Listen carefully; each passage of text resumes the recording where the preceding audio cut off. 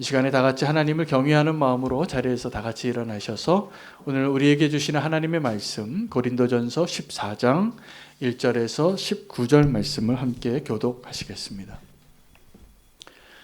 사랑을 추구하며 신령한 것들을 사모하되 특별히 예언을 하려고 하라. 방언을 말하는 자는 사람에게 하지 아니하고 하나님께 하나니 이는 알아듣는 자가 없고 영으로 비밀을 말함이라.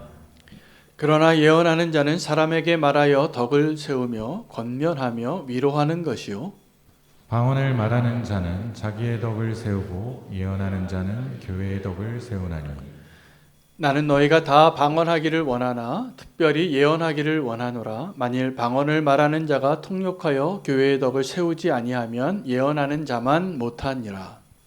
그런즉 형제들아 내가 너희에게 나아가서 방언으로 말하고 계시나 지식이나 예언이나 가르치는 것으로 말하지 아니하면 너희에게 무엇이 유익하리요? 혹 필이나 검은 고와 같이 생명 없는 것이 소리를 낼 때에 그 음의 분별을 나타내지 아니하면 필이 부는 것인지 검은 고 타는 것인지 어찌 알게 되리요? 만일 나팔이 분명하지 못한 소리를 내면 누가 전투를 준비하리요? 이와 같이 너희도 혀로서 알아듣기 쉬운 말을 하지 아니하면 그 말하는 것을 어찌 알리요? 이는 허공에다 말하는 것이라. 이같이 세상에 소리의 종류가 많으나 뜻없는 소리는 없나니. 그러므로 내가 그 소리의 뜻을 알지 못하면 내가 말하는 자에게 외국인이 되고 말하는 자도 내게 외국인이 되리니. 그러므로 너희도 영적인 것을 사모하는 자인즉 교회의 덕을 세우기 위하여 그것이 풍성하기를 구하라. 그러므로 방언을 말하는 자는 통역하기를 기도할지니. 내가 만일 방언으로 기도하면 나의 영이 기도하거니와 나의 마음은 열매를 맺지 못하리라. 그러면 어떻게 할까? 내가 영으로 기도하고 또 마음으로 기도하며 내가 영으로 찬송하고 또 마음으로 찬송하리라. 그렇지 아니하면 내가 영으로 축복할 때 알지 못하는 처지에 있는 자가 내가 무슨 말을 하는지 알지 못하고 내 감사에 어찌 아멘 하리요? 너는 감사를 잘하였으나 그러나 다른 사람은 덕세움을 받지 못하리라. 내가 너희 모든 사람보다 방언을 더 말함으로 하나님께 감사하노라. 함께 읽겠습니다. 그러나 교회에서 내가 남을 가르치기 위하여 깨달은 마음으로 5마디 말하는 것이 1만 마디 방언으로 말하는 것보다 나으니라. 아멘. 하나님의 말씀입니다. 자리에 앉으시겠습니다. 오늘 고린도전서 14장 말씀의 시작은 앞에 고린도전서 13장 말씀을 이어서 생각하셔야 될 본문이 되겠습니다.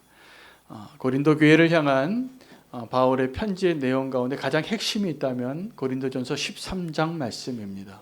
그들이 가지고 있던 모든 문제들을 해결할 수 있는 열쇠와 같습니다. 사랑입니다. 그래서 사랑에 대하여 너무나 가장 성경적인 본문을 우리는 지난주에 말씀으로 받았습니다. 그리고 나서 바울이 14장 1절에 뭐라고 이야기하냐면 너희가 사랑을 추구하고 신령한 것을 원한다면 예언을 하라는 겁니다. 자, 그래서 여러분 우리가 이제 사랑에 대해서 배웠는데 이 사랑을 실천할 가장 첫 번째 실천 사항이 뭐냐면 우리가 무슨 말을 해야 하는가입니다. 오늘 예언에 대하여 먼저 바울이 설명해 주고 있습니다. 여러분 사람들 가운데 자기가 할 말을 먼저 이야기하는 사람이 많습니다. 근데 우리가 말 많은 사람이나 먼저 말하고 이렇게 말하는 거죠. 내가 선물 줄게.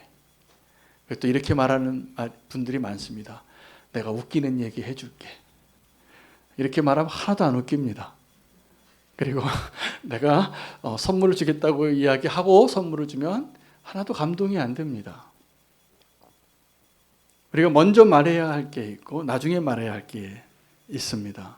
근데 하나님은 우리가 먼저 말하는 사람들에게는 실망하기 쉬운데 하나님의 경우에는 좀 다릅니다.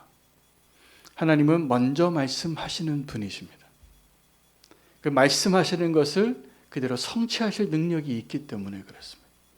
그래서 하나님께서 우리 가운데 말씀을 주셨는데 하나님이 말씀하신 그 모든 것들이 성취되어질 것을 믿으라고 말씀하시는 것. 우리는 그런 능력이 없지만 하나님은 그 능력이 있으시기 때문에 먼저 말씀하시고 이제 우리에게 이렇게 말씀하시는 겁니다. 내가 말한 대로 성취하는 것을 보라. 예수님께서 죽으실 때 어떻게 죽으셨냐 하면 성경대로 죽으셨어요. 예수님께서 부활하실 때 어떻게 부활하셨냐 하면 성경대로 부활하셨어요. 하나님은 저와 여러분에게 먼저 말씀하시는 분이시고 그 말씀하시는 것을 성취하신다는 것을 우리에게 깨닫게 하시는 것입니다. 우리가 예배 가운데 이 예언의 말이 필요한 이유는 하나님의 말씀이기 때문에 그렇습니다. 여러분, 이 교회 밖에서도 예언하는 사람들이 많습니다. 오늘 김민희 집사님 간증하셨는데 세상에 예언하는 사람들의 말이 솔깃해요. 내년에 돈이 들어온대요. 내년에 좋은 사람이 동쪽에서 온대. 이런 얘기를 들으면 그냥 신경이 쓰이는 거예요. 막 그렇게 됐으면 좋겠어요. 그리고 물 가면 안 된대. 이런 말들을 하는 사람들이 예언하는 사람들인데 더 재밌는 예언도 제가 본 적이 있습니다. 미국의 대선 때마다 등장하는 예언자가 나오는데 문어예요, 문어. 어떤 문어가 대통령 이름 2개 써놓고 어디로 가느냐에 따라서 그 대통령이 당선을 되더라는 거야. 3번이나 맞췄대요. 그래서 그 문어가 아주 유명한 예언자가 됐다는 기사를 제가 본 적이 있습니다. 여러분, 세상에서 우리는 미래의 일을 알지 못하니까 또 내가 너무나 간절히 바라는 것이 있으니까 누군가 내 삶에 대해서 예언해 주기를 원하는 마음에 점쟁이도 찾아가고 또 타로도 보고 그러는 거죠. 하나님이 그거를 미워하세요. 왜냐하면 하나님의 입장에서는 내가 말씀을 주었는데 너희가 왜 말씀대로 살지 않고 내가 너에게 말한 대로 살지 않고 너희가 원하는 것을 위하여 딴 목소리에 귀를 기울이냐는 것이죠. 우리가 숭배하는 대부분의 우상이 하나님의 말씀을 우리가 존중하지 않기 때문입니다. 하나님은 우리에게 말씀하시고 예언하시는 분이고 또 우리를 통하여서 그 예언의 말씀이 들려지고 역사하는 것을 원하십니다. 그래서 그 신령한 언어 가운데 예언하기를 원하시는 겁니다. 여러분, 우리가 읽고 있는 성경의 여러 장르의 그 말씀이 있습니다. 율법서가 있고 또 역사서가 있고 시가서가 있고 서신서가 있고 또 제일 어려운 분류의 그 장르의 말씀이 뭐냐면 예언서입니다.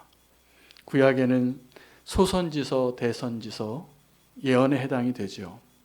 또 신약에는 요한계시록 예언에 해당이 되는데 공통점이 있는데 이게 어렵다는 것입니다. 읽어도 잘 이해가 안 돼요. 그런데 그 말들을 잘 보면 쉬운 언어로 쓰여졌더라고요. 비유처럼. 근데 이 예언서가 어려운 이유는 우리에게 믿음이 없기 때문이에요. 하나님의 말씀을 들으려고 하는 마음이 없으면 이 예언서는 가려진 말들이 될 겁니다. 하나님께서는 지금도 저와 여러분에게 말씀하고 계십니다. 오늘 바울이 고린도 교회 성도들에게 2가지 신령한 언어를 비교하고 설명해 주는데 하나는 예언이고 하나는 방언입니다. 이 2가지 다 신령한 언어인데 요약을 하면 오늘 본문의 내용을 다 요약을 하면 이 2가지 신령한 언어가 다 필요하다입니다. 이 방언도 필요하고 또 예언도 필요한데 다 필요하고 좋은 것이지만 신령한 언어이지만 무엇을 더 말하기를 힘써야 하는가에 대한 이야기를 하는데 방언이 아니라 예언을 하기를 더 힘쓰라입니다. 이 2가지 언어는 공통점은 신령한 언어라는 공통점이 있고 차이가 있다면 수신자와 목적이 다릅니다.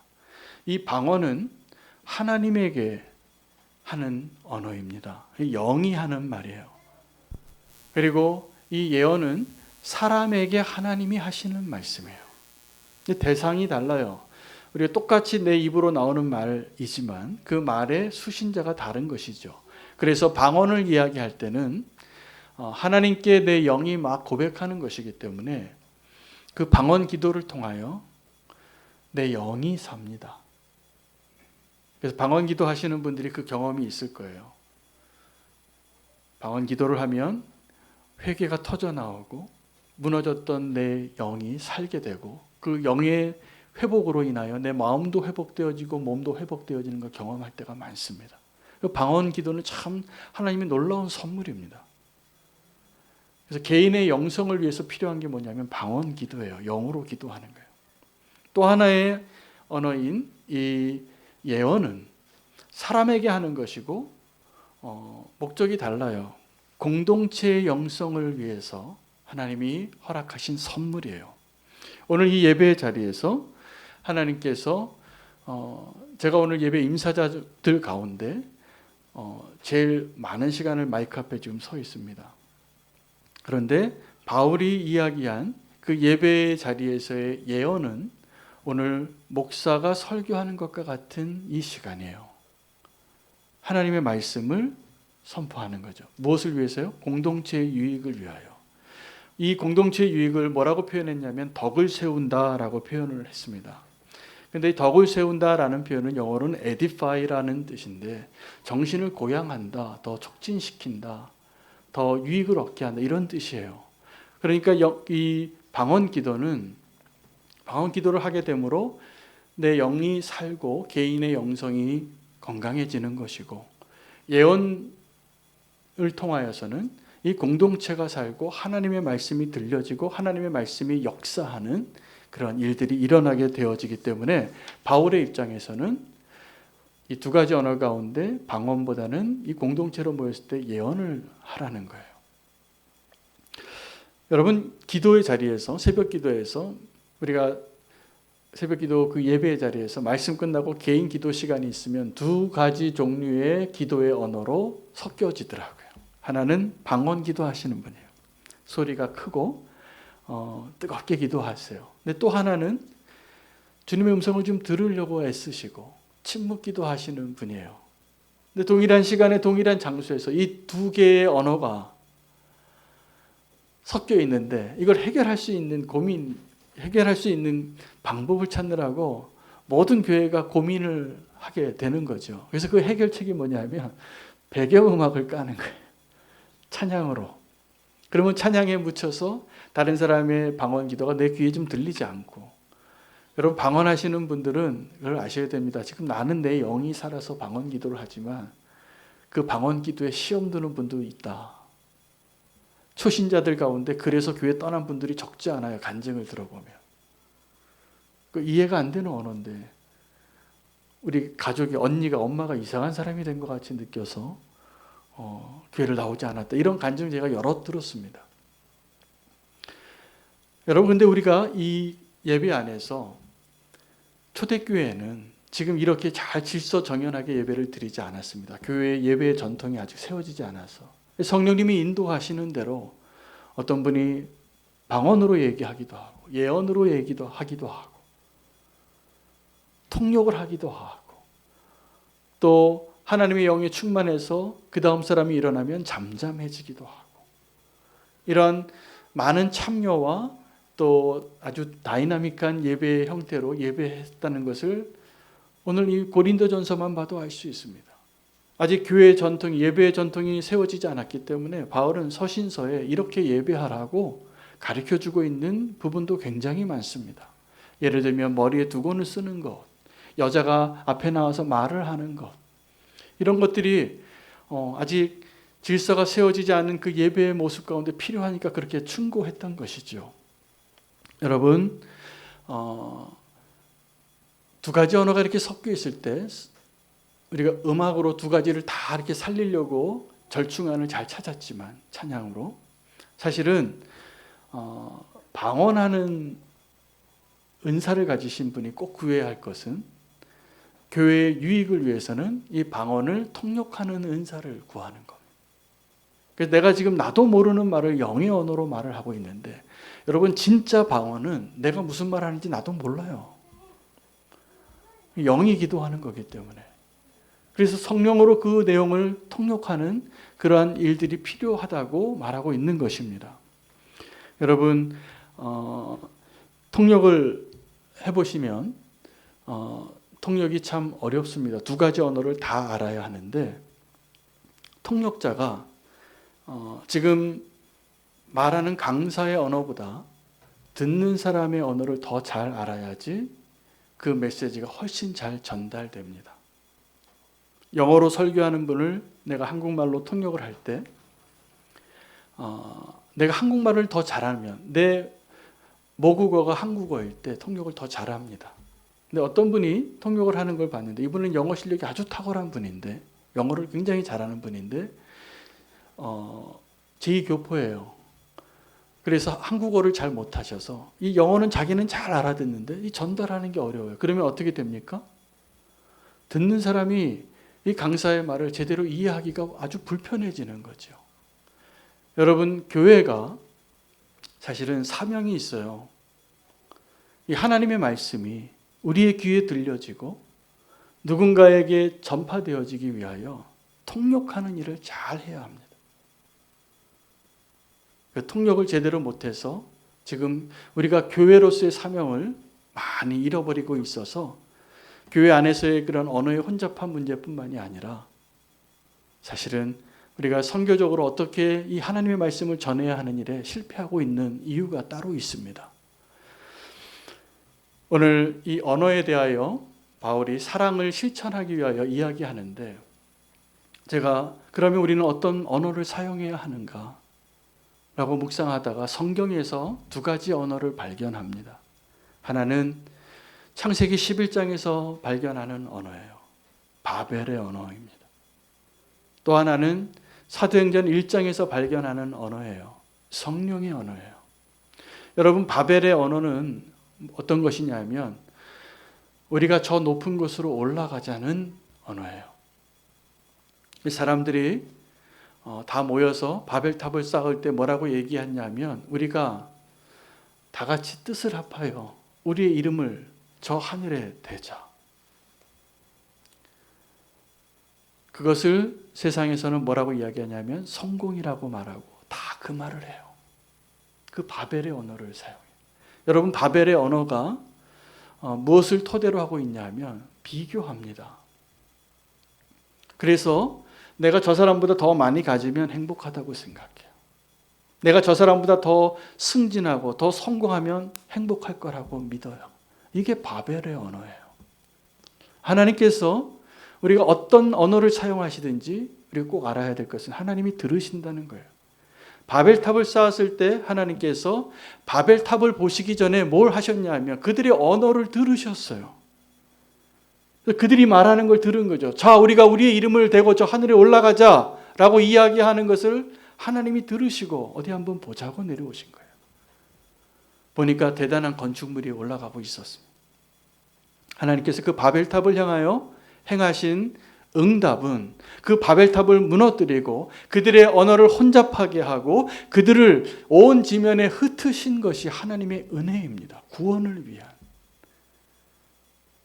그 바벨의 언어를 사용하는 그들을 향하여 하나님이 심판하지 않으시고 구원하시려고 그 바벨탑을 허무시고 혼잡하게 하시고 그 바벨의 언어를 그들이, 제가 말하는 그 바벨의 언어는 하나님이 그 바벨은 혼잡이라는 뜻인데 혼잡하기 전에 그들이 한 언어를 사용하고 하나님을 대적하여 높아지려고 하는 그 말들을 하나님이 들으셨다는 거예요. 그리고 이제는 다시는 그 바벨의 언어를 쓰지 못하게 하려고 바벨 하신 거예요. 혼잡하게. 무엇을 위해서요? 우리의 구원을 위해서요. 그리고 나서 이제 아브라함이 등장해요. 한 사람을 통하여 내가 너로 믿음의 아버지가 되게 하고 믿음의 조상이 되게 하고 너를 통하여 복의 근원이 되게 해서 너로 인하여 모든 민족이 구원받게 하겠다. 하나님의 계획이 다시 시작이 되어지는 겁니다. 이 바벨의 언어와 그 대칭점에 있는 또 다른 언어가 성령의 언어예요. 그 성령의 언어는 사도행전 1장에 초대교회 때 성취됩니다. 이거 성취되는 것이에요. 하나님께서 예언하신 것이 이루어졌어요. 요엘이 예언했어요. 그 성령의 때가 오면 그들이 성령 충만하여 이렇게 예언하게 되리라. 그들이 마가의 다락방에서 방언을 하고 다른 나라 말을 하고 불의 혀가 그의 머리 위에 보여지고 성령의 언어를 처음 시작하게 되면서 시작되어진 것이 교회예요. 그래서 그 교회가 그 하나님의 언어, 여러분 이 하나님의 나라를 세우는 두 가지 언어, 사실은 방언과 예언을 비교했지만 이 성경 전체를 통해서는 이 바벨의 언어를 하나님께서 무너뜨리시고 이 성령의 언어로 하나님께서 이 땅을 회복시키시는 것이 하나님의 계획이에요. 그래서 교회는 이 바벨의 언어가 아니라 성령의 언어를 사용하는 곳이어야 합니다. 근데 안타깝게도 교회 안에서조차 바벨의 언어를 쓰는 분들이 많아요. 그게 안타까운 겁니다. 교회에 와서도 세상적인 이야기를 하고 교회에 와서도 세상의 논리가 소통되어지기를 원하고, 여러분 그것이 바벨의 언어예요. 힘있고 성공하고 더 높은 자들이 이야기하는 걸 들어야 하고, 성령의 언어는 정반대입니다. 높은 곳에 계신 하나님께서 가장 낮은 곳에 오셔서 하나님이 행하셨던 그 바벨의 언어에 그 하나님이 하셨던 그 일들을 회복하고 성취하는 일이 이루어진 것이 교회의 시작이에요. 우리 안에 그 하나님의 언어가 회복되어지면 하나님께서 우리의 말을 통하여서 하나님의 나라를 회복하는 일들이 시작되어질 것입니다. 교회는 어떤 언어를 사용해야 하는 것이냐 하면 낮은 곳으로 향하는 언어를 사용할 줄 아는 사람들이 되어야 하는 것이에요. 저는 지난 한 주간 말씀 준비하다가 경북 경산의 무학로 교회의 그 아름다운 이야기를 듣게 됐어요. 그곳의 시골에 한 30명 모이는 교회를 재건축했는데 어떤 세미나에 가서 그 목사님이 아주 유명한 건축가를 만났어요. 송효상 건축가라는 분을 만났는데 이분이 빈자의 미학이라는 책도 쓰시고 크리스찬으로서 아주 탁월한 건축가이신데, 이분이 그 목사님을 만나고 그 교회를 지어주겠다고 약속을 해요. 그 목사님이 그 건축가에게 우리가 한 30명 모이는 교회, 시골 교회인데 우리가 한 7천만 원 모아놨다고. 그리고 건축을 시작했대요. 제가 보니까 7천만 원짜리가 아니에요. 멋진 건물인데 그 안에 기독교의 정신이 담겨 있어요. 여러분 건물 하나를 지어도 우리가 예수님 믿는다고 하고 이렇게 찬양하고 하나님의 사람들이 모였는데 우리가 바벨의 언어를 자꾸 쓰는 거예요. 교회가 좀 힘이 세야 될 것 같고 규모가 커야 될 것 같고, 우리가 지금 언어를 잘못 택했어요. 성령의 언어는 건물 하나를 지어도 그 안에 가난함과 낮아짐이 보여지는 건물. 멋지더라고요, 정말. 그 교회가 너무 유명해져서 요즘 많은 관광객이 그 시골에 찾아온대요. 무엇을 의미할까요? 그 사람들도 아는 거예요. 교회가 사용해야 될 언어가 어떤 것인가. 여러분, 우리는 교회가 하나님이 원하시는 교회가 되려면 이제 바벨의 언어를 내려놓으셔야 합니다. 성령의 언어를 사용하셔야 해요. 그것이 어떠한 것이든지 그 성령의 언어로 더 겸손하게 내 안에 계시는 성령님께서 드러나는 그 언어를 택하십시오. 그때 하나님께서 역사하실 거라고 저는 믿습니다. 교회 안에서도 이 방언이 예언보다 조금 열등한 그렇게 취급받는 이유는 통역이 필요하기 때문에 그래요. 여러분, 신호등이 있는데 파란불이 무슨 뜻입니까? 일부 예배 때도 이 질문을 하니까 다 대답을 못 하시더라고요. 파란불이 무슨 뜻입니까? 가도 된다는 거예요. 고라는 거죠. 빨간불은요? 예, 스톱이에요. 멈추라는 거예요. 그러면 진짜 중요한 질문이 남았습니다. 노란불은 무슨 뜻입니까? 네, 맞습니다. 기다리고 일단 멈추고 그 다음에 빨간불이 될 것을 준비하라고 노란불을 넣었거든요. 갑자기 쓰면 사고가 날 수 있고 그러니까. 근데 많은 분들이 노란불 때 어떻게 운전하시냐면 더 빨리 지나가요. 그 노란불을 다르게 해석하는 거예요. 일단 멈춤이 아니라 더 빨리 지나가라. 우리가 지금 다 그러고 살고 있기 때문에 우리 웃으신 거예요. 우리가 운전을 하면서 하나님의 말씀을 이렇게 지금 살아내고 있으니 멈추라고 하면 멈추고 가라면 가고 멈춤을 준비하라 그러면 멈춰야 되는데 그때 우리가 내가 하고 싶었던 그 방향대로 내가 살던 그 죄의 관성 그대로 빨리 지나가길 원해요. 오늘 본문 가운데 그 전쟁 나팔 소리가 그 뜻의 의미를 우리가 잘못 해석하면 어떻게 전쟁하리요? 여러분, 우리가 사용하는 모든 언어에는 의미가 있습니다. 그래서 내가 사용하는 그 언어로 하나님의 말씀이 담겨지고 하나님의 말씀이 내 삶을 관통하여서 내가 그렇게 살아가는 것을 다른 사람들에게 소통하게 될 때 교회가 되는 거예요.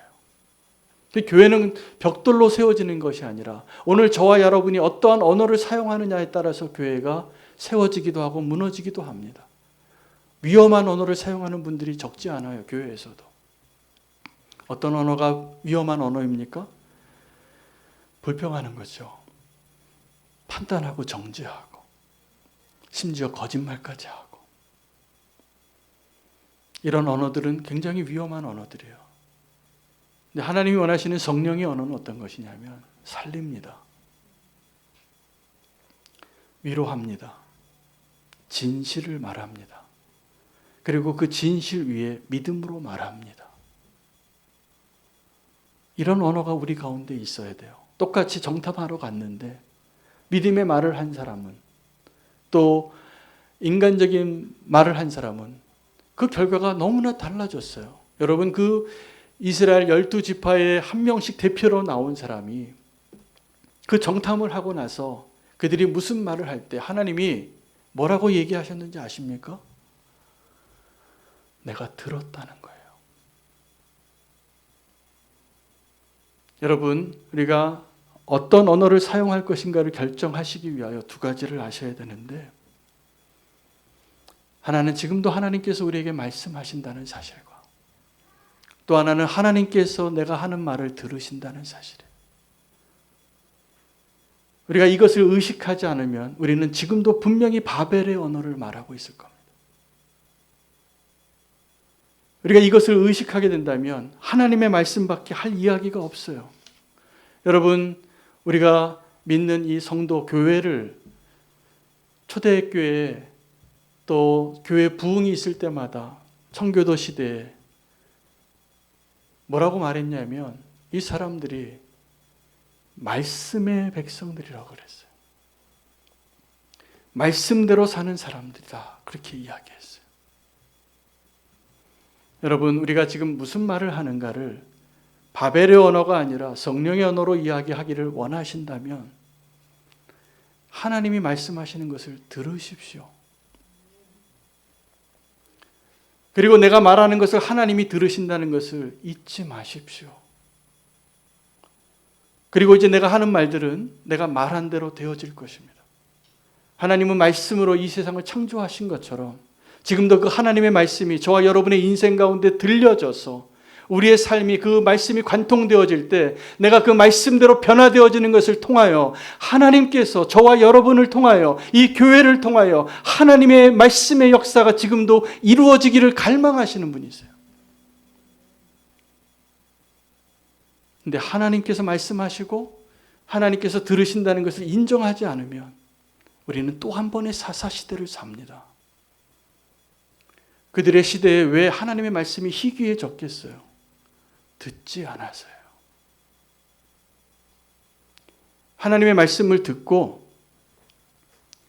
그 말씀대로 살고자 하고 하나님이 말씀하신 대로 말하고 그 말씀하신 대로 내가 순종하려고 할 때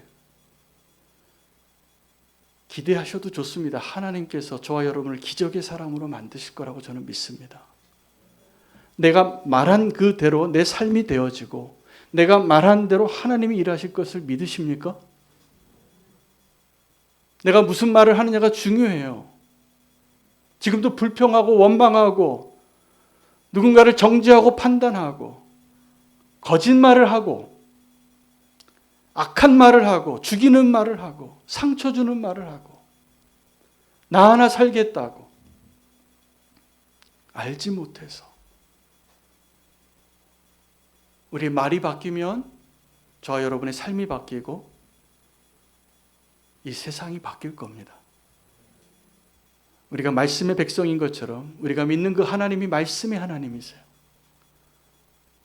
하나님께서 말씀으로 창조하시고 말씀으로 운행하고 계시고 말씀으로 우리를 인도하고 계시는 것을 믿으시기를 축복합니다. 오늘 하나님께서 또 한 번 말씀을 주셨는데 하나님의 말씀이 저와 여러분의 삶을 관통하기를 원합니다. 그래서 하나님께서 우리를 인도하실 것입니다. 말씀으로. 그것을 위해서 필요한 게 있다면 순종함이에요. 말씀 들은 대로. 들을 수 있는 귀 있는 자는 들으라. 하나님 계속 말씀하셨어요. 계속 선지자를 보내주시고 그리고 마지막으로 예수 그리스도까지 보내주셨는데 우리 죄인들의 공통점이 뭐냐면 하나님을 듣지 않는 겁니다. 하나님을 모르는 거죠. 그리고 불행이 계속 반복되는 것이었습니다.